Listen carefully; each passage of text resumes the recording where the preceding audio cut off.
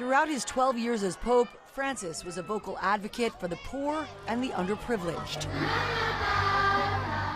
even turning a 4-story Vatican-owned building into a homeless shelter. And for Holy Thursday, the Pope often performed the annual ritual of washing and kissing the feet of people on the margins of society, such as prisoners, refugees, and the homeless. I think his biggest achievements were focusing the church on the poor. It always has been, of course, but really using like a laser-like focus to focus on people like refugees and migrants. Many saw his papacy as the start of a new era for the Catholic Church, marked by greater inclusion and acceptance. On a flight back from Brazil in 2013, the Pope told reporters, "If a person is gay and seeks God and has goodwill, who am I to judge?"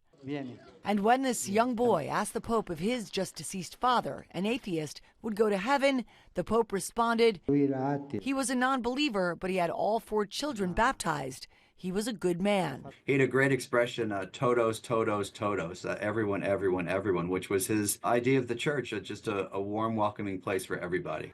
As head of the Catholic Church, Pope Francis made multiple trips to Asia, Africa, and Latin America, including 7 countries never previously visited by a pope, such as South Sudan, Mongolia, and Myanmar. He also strengthened the number of cardinals from historically less represented regions, reinforcing the growing influence of the faithful and clergy from outside the West. And within the ongoing debate of women's roles in the Catholic Church, Pope Francis promoted women to more senior positions, including naming an Italian sister as the first woman ever to head a major Vatican office.